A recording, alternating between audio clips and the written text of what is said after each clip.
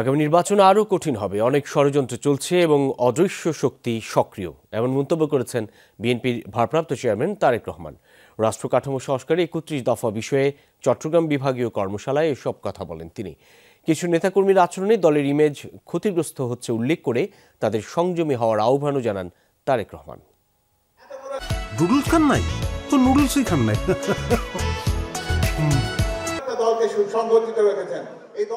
নগরীর engineers institute মিলনায়তনে বিভাগীয় কর্মশালায় চট্টগ্রাম ও আশপাশের জেলার বিএনপি এবং সহযোগী সংগঠনের নেতারা অংশ নেন। কর্মশালায় ভার্চুয়ালি যোগ দিয়ে নেতাকর্মীদের বিভিন্ন প্রশ্নের জবাব এবং সাংগঠনিক নির্দেশনা দেওয়ার পাশাপাশি আগামী নির্বাচন নিয়ে কথা বলেন দলটির ভারপ্রাপ্ত চেয়ারম্যান।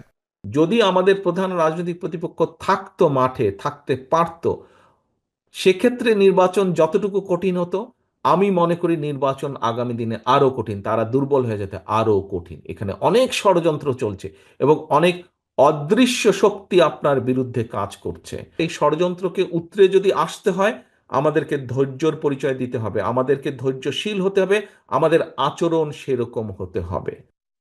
দল এখনো ক্ষমতায় যায়নি মনে করিয়ে দিয়ে নেতাকর্মীদের আচার আচরণে সংযত হওয়ার এবং জনগণের আস্থা অর্জনের আহ্বান জানান বিএনপির ভারপ্রাপ্ত চেয়ারম্যান।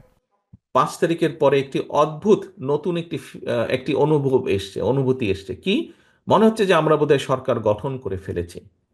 প্রিয় সহকর্মীবৃন্দ, আমরা সরকার গঠন করিনি, আমরা এখনো বিরোধী দলই আছে। যে সকল সহকর্মী এরকম ভুল উপলব্ধি করছেন, তাদের বিভিন্ন আচরণের জন্য বিভিন্নভাবে বিভিন্ন জায়গায় দল ক্ষতিগ্রস্ত হচ্ছে, দলের ইমেজ ক্ষতিগ্রস্ত হচ্ছে। কর্মশালায় মতামত তুলে ধরেন বিএনপি নেতারা।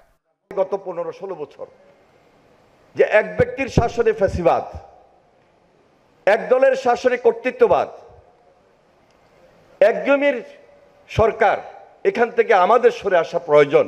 এই মুহূর্তে সবচেয়ে প্রয়োজন ঐক্য।